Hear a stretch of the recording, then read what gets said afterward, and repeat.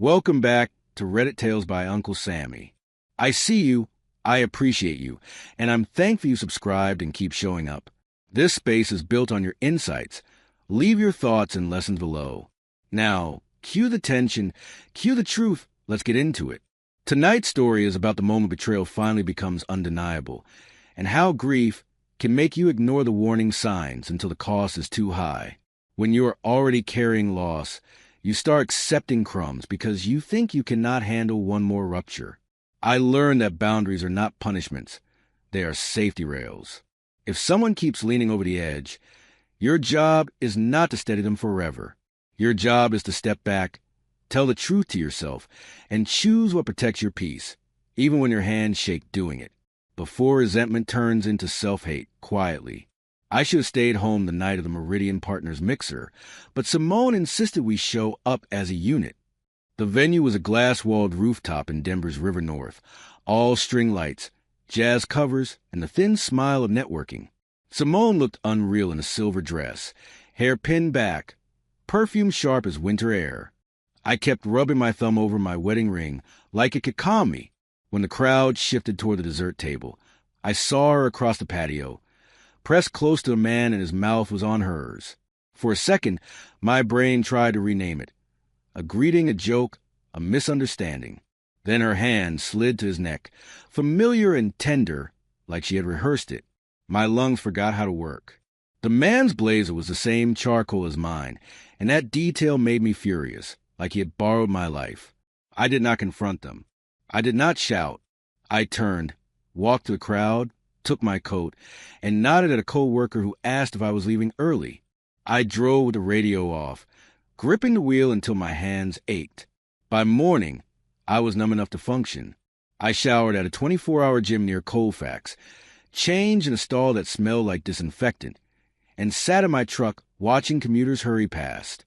When I finally went home to our townhouse in Aurora, Simone was already at the kitchen table. Her makeup was gone, eyes swollen, mug of coffee untouched. She stood when I walked in, hands shaking. "Noah, where'd you go?" she whispered, like I had vanished on purpose. I set my keys down carefully. I said, "We will talk after I breathe for once." If you've ever walked away instead of arguing, stay with me, because what I did next was a revenge. It was a boundary that changed everything. The kiss was not the beginning. It was the moment denial ran out of places to hide. 16 months earlier, my mother had died after a long illness, and my grief moved into our house like an extra roommate. I stopped going to my Saturday barbershop in 5 points, stopped meeting friends for pickup basketball, stopped laughing at Simone's jokes. I worked, came home, and stared at the same framed photo of my mother holding my hand at 7. Simone started saying she felt invisible. I believed her. I heard her, but I stayed numb. I am 36, a risk analyst for a regional credit union. The kind of job that rewards quiet attention. I make lists, label cables, and set timers for everything, even pasta. Simone is 34, a communications lead for a nonprofit arts council, fluent in rooms full of strangers. She talks with her hands, laughs at her own punchlines, and collects vintage teacups she never uses. We met in Cleveland, married in 2020, and moved to Colorado for my promotion. After my mother died, Simone wanted warmth.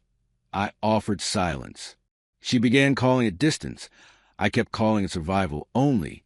The first time I heard Andre Price's name was at a brunch spot in Park Hill, eggs hissing on the top behind the counter. Simone stirred her coffee and said too casually that her college boyfriend had moved to Denver and reached out. I asked, "Andre from Howard?" And she nodded, smiling like nostalgia was harmless. She said he wanted to catch up because he was in a better place. I told myself adults can be friends. Still, I noticed she started tilting her phone away when she texted. When I asked how I was doing, she answered for me. Grief made me porous. Loud places scraped my nerves, and dates on the calendar felt like traps. On the 1-year anniversary of my mother's funeral, I took the light rail downtown and sat in the back pew of a church near Civic Center, not even attending a service. I just listened to the buildings settle and tried to breathe. When I got home, Simone had invitations spread across the table for the Meridian mixer. She said it would be good for us, like a crowded room could patch what conversations had not. I wanted to refuse. I said yes anyway. At the mixer, Simone kept touching my arm as if to prove we were fine, then slipping away the moment someone interesting approached. I watched her laugh too hard at a joke I could not hear. I stood near the bar nursing a whiskey, pretending to follow a conversation about venture funding. A waiter carried trays of empanadas past me, and the rooftop heaters clicked like impatient fingers. When I excused myself to get air, I told myself I was being dramatic. I even rehearsed a gentle conversation for the ride home, honest, calm, forgiving. Then I saw the railing. The man's profile lit up under the patio lights, and recognition arrived like a bad smell. Andre. He had the same tilt to his head Simone once described when we were dating, the tilt she swore she had outgrown. His watch caught the light. His hand sat at her waist as if it belonged there. Simone's eyes were closed. I remember noticing the metal of the railing beneath her palm, the way her fingers curled, relaxed. A woman laughed, and someone called my name, but I did not turn. I walked away before my face could betray me in public. I drove east until the skyline shrank and the roads opened. Snow still clung to the shoulders in piles, and my headlights made them look like bones. At a late-night diner-off, a frontage road, I sat in a booth under lights and ordered soup I barely touched. The waitress called everyone Han in a voice. I kept seeing Simone's hand at Andre's neck. I kept hearing my mother's last advice, said months before she got too tired to talk. Do not lose yourself trying to keep somebody. I paid, left a tip, and went back to the truck, shaking. Back home at dawn, Simone tried to touch my sleeve and pulled her hand back. She started talking fast. I had too much champagne. He surprised me. It was stupid. It was nothing. Her words tripped over each other, a story with missing pieces. I stared at the sink, at the dish rack, at the ordinary things that suddenly felt like props. I said, do not call it nothing when I watch you choose him. She cried like volume could change facts. I told her I was not arguing. I was deciding what I would live with, starting right now. She followed me upstairs, stopping in the doorway as if she needed permission. I pulled extra sheets from the closet, the guest set we use for holidays.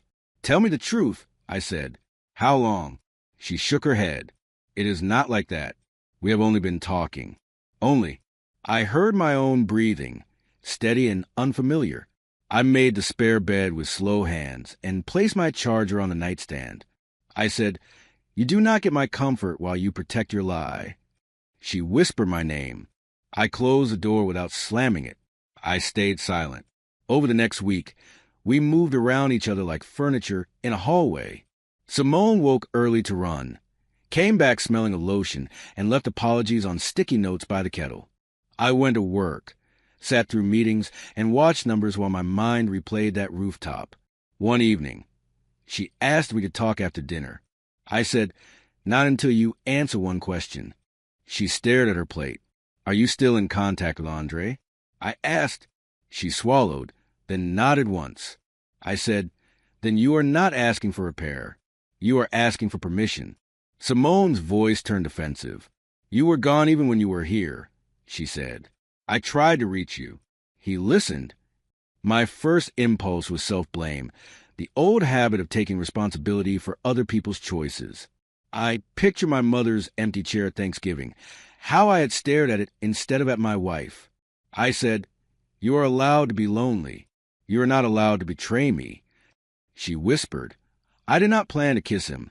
I answered, but you plan to be close enough for it. That is the part you keep skipping when you apologize. I did not threaten her. I set terms like someone marking a broken stair. No more contact with Andre, I said. No secret messages. No closure lunches. If she wanted to stay married, she would send one final text with me present, then block him. We would schedule couples counseling and individual therapy, because grief had turned me into a ghost. Until trust returned, I would sleep in the spare room. Simone nodded, crying without drama. She asked if I hated her. I said, I hate what you did, and I am done hating myself for missing the signs. 2. Simone sat at the counter with her phone between us. Unlocked. Andre's name sat there like a stain. She typed, "Do not contact me again. I cross a line. I am choosing my marriage." Her finger hovered, then she hit send. I watched her block him. It should have felt like relief, but it felt late. A message slipped through before the block took. "He does not deserve you. Call me." Simone slid the phone to me, trembling. I realized Andre was not the only problem. The problem was that my wife had offered him a doorway. More than once. We started counseling in early April when the snow finally let go. Our therapist, Dr. Anita Lawson, had an office that smelled like peppermint tea. She asked when we stopped feeling safe. Simone said my silence. I said the rooftop. When Dr. Lawson asked what grief changed, I admitted I'd been afraid of joy, like smiling would betray my mother. Simone blinked, startled, as if hearing it new. She said, "I did not know how to live with your sadness." Dr. Lawson said, "You were not meant to fix him. You were meant to be honest and faithful." Today, in the next session, Simone stopped calling it a mistake and started naming choices. Andre had been texting for months. She admitted, sending old photos and compliments. There were 2 lunches. "Nothing physical," she said, but her voice sounded uncertain. I did not interrogate her. I wrote facts in my notebook the way I write risks at work. Likelihood, impact, controls. Dr. Lawson looked at me and semi-calm with containment, not indifference. Simone flinched at that word, because it suggested she had become a threat. I needed to manage. That truth sat between us, heavy and honest. I began my own therapy on Thursdays at lunch, walking to a clinic near my office. My counselor asked what I avoided. I said, feeling. He taught me to notice grief in side routines. Extra hours, long showers, the way I kept Simone at arm's length while calling it patience. On Saturdays, I went back to a barbershop in Aurora and sat among strangers, hearing clippers and small talk. When the barber asked how I was, I said, "I am not okay, but I am here." Saying it did not fix my marriage. It fixed my honesty. More than pride mattered. Simone's consequences were quieter at first. She stopped going out and deleted her apps. Her friend Mariah brought takeout and spoke in a whisper. I heard Simone say, "I ruined everything." Then softer, "I did not think you would leave." That line stung more than a kiss. It meant she had assumed my boundaries were decoration. Simone asked to be taken off a project tied to the Meridian crowd because she could not stand her thoughts. Nobody confronted her. Shame did. Some nights, she slept on the couch. Some mornings, she offered coffee. I accepted the coffee, not the closeness. By May, I knew rebuilding trust without clarity made me feel trapped. I scheduled one consultation with a family attorney downtown, not as revenge, but as protection.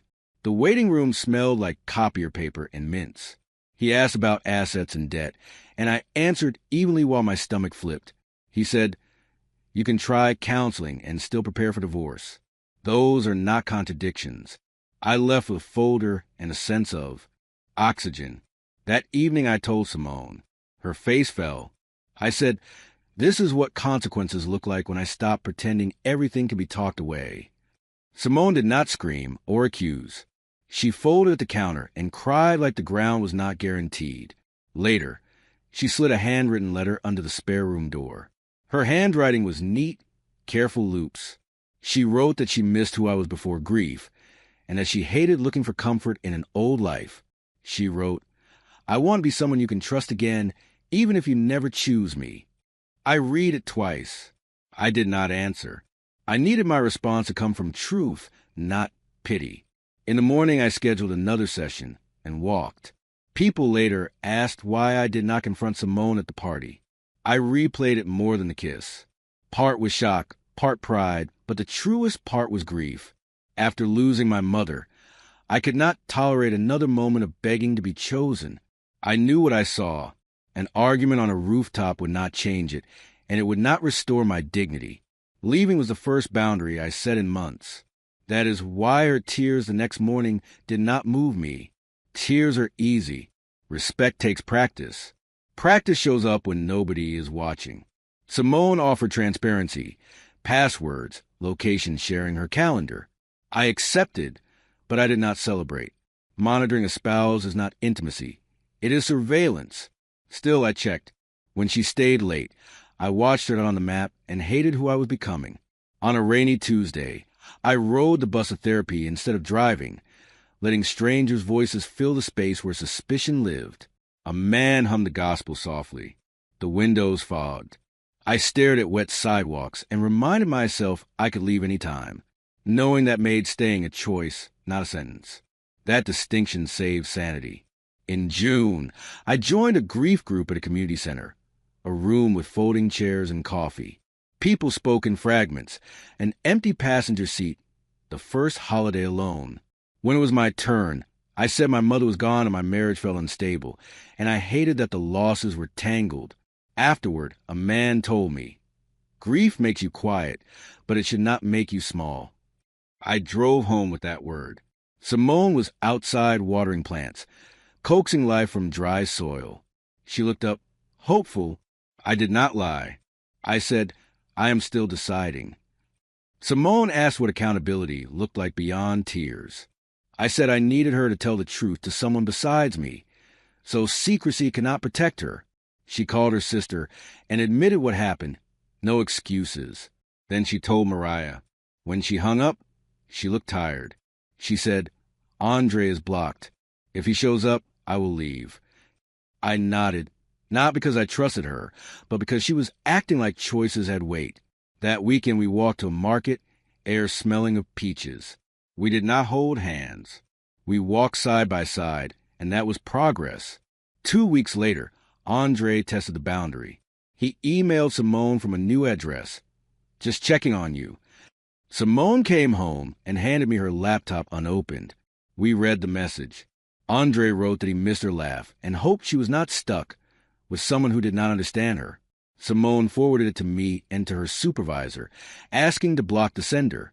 Then she replied with one line, "Do not contact me again." Afterward, her hands shook, not from desire, but from fear. Seeing that fear softened my anger into caution, the kind that keeps you honest. Even with Simone's effort, my mind stayed restless. Trust returns through time without new harm. Some nights when I woke, I heard her typing, then hated myself for policing her. On 4th of July, we stood at a neighborhood fireworks show with families. Simone kept her hands to herself, resisting grabbing mine. That restraint mattered more than speeches. When it ended, we walked the car in silence, smoke clinging to clothes. In the parking lot, I said, "If we stay married, we rebuild from the ground up." Simone nodded. "Name the foundation," she said, "and I will live on it." I told her the foundation was simple and hard. No secrecy. No flirting as friendliness. No private conversations with old flames. If she felt lonely, she would say it to me, not to another man. If I felt overwhelmed by grief, I would say it before I disappeared into work. We would keep separate spending for a while, because structure calmed my nerves. And once a week we would spend an evening apart, so neither of us confused attachment with healing. Simone listened without interrupting. She said, "I can do that. I should have asked for boundaries before I broke us." By late summer, our home felt less like a courtroom. Simone kept her promises.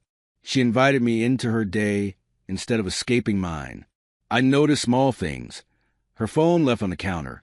Plans discussed early. Apologies offered without demands. One evening we walked to a corner store for seltzer, passing kids drawing hopscotch on the sidewalk. Inside, the clerk played R&B. Simone held 2 cans and asked, "Do you still see it?" I said, "Yes." She nodded. "Then I will live in a way that gives you new pictures." That did not erase the rooftop. I respected it. Forgiveness is not a single moment. It is work. Some days I managed it. Some days I did not. On hard days, I told Simone, "I am struggling." Instead of defending herself, she asked, "What do you need?" Sometimes I needed space. Sometimes a walk. Sometimes I needed her to listen while I spoke about my mother without trying to fix it. The night before my mother's birthday, we drove to a lake and sat watching the water wind. Simone said, "I am sorry you lost 2 kinds of safety at once." I believed her and that belief surprised me. Months later, Simone told me what happened after I left. She looked up, saw I was gone, and felt panic. My call went to voicemail. Andre followed her and acted annoyed, like my absence inconvenienced him. That woke her up. She realized she had invited someone who saw me as competition, not a person. She left alone, drove home, and sat at the table until my key turned. When I walked in, she cried from guilt and fear. Fear that I would not come back. I told her that fear was the boundary you refused to respect until it arrived. I had truths to own too. Grief made me rigid. When Simone asked for connection, I answered with chores and silence. I hid behind steadiness because it felt safer than tenderness. Therapy showed me I was punishing her for needing me. That did not excuse her choices, but it explained the space where they grew. So I practiced honesty. One folding laundry, I said, "I am scared you will leave again." Simone said, "I can live with your fear. I cannot live with secrets. I choose you." It did not erase pain, but it gave it a place to sit. By fall, I made a decision without announcing it. I started sleeping in our bed again. I tested comfort the way you test ice. Simone did not rush me. She kept a lamp lit and let me move closer when I chose. We kept counseling and the rules about honesty. One evening she admitted she missed being admired. I admitted I missed being needed. I still carried the rooftop image, but it no longer controlled every hour. When grief flared, I spoke instead of disappearing. When she felt lonely, she spoke instead of recruiting attention. Repair looked like responsibility. Repeated. The next spring, another invite arrived. A museum fundraiser downtown. Simone asked if I wanted to go. She did not assume. I said yes, because hiding forever felt like surrender. At the event, a man complimented Simone and leaned too close. Simone stepped back immediately, creating space like a closing door. She turned to me and said, "We are leaving." We stayed 20 minutes, made polite rounds, and left before discomfort became damaged. In the parking garage, Simone exhaled. "I will never gamble with you again," she said. I believed her because her body followed her words, even under lights. I do not tell this to promise every betrayal can be repaired. Some marriages end, and that is honest. I tell it because leaving that rooftop proved I could survive choosing myself. Walking out forced the truth into daylight. Simone, and I still keep rules and return to therapy when patterns creep close. I still grieve my mother, but I do not use grief as a hiding place. On my mother's birthday, Simone lights a candle in the photo and sits beside me. She does not compete with that love. She respects it. That respect makes our marriage possible. Still, if you're wondering whether trust can come back after a moment like that, don't go anywhere, because the final choice I made wasn't dramatic. It was decisive. In October, I almost left. Simone came home late, and my chest tightened like the rooftop. Without me asking, she showed her agenda and a rideshare receipt. Then she sat across from me and said, "Your fear is reasonable. I built it." She asked what I wanted my life to look like, with or without her.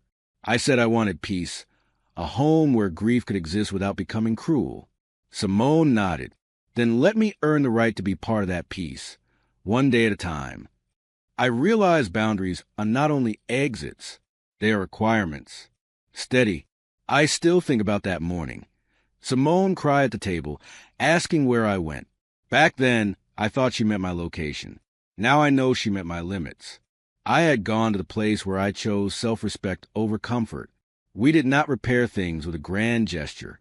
We repaired them with small decisions, uncomfortable and consistent. I learned to name grief instead of letting it harden into distance. Simone learned to name needs instead of borrowing attention from the past. When I left that party, I was not punishing her. I was protecting myself. For once, here's what I took from it. Tears are not proof. Patterns are. When betrayal happens while you are grieving, it can feel like the world is taking turns. That is why boundaries are not cruel. They are clarity. I did not heal by getting even. I healed by getting honest about what I would tolerate and what I would leave. If someone wants repair, you will see accountability. Transparency, patience, behavior when nobody is watching. If they only want comfort, you will feel rushed to forget. Choose the option that protects your dignity, even if it costs you familiarity. The Yendi.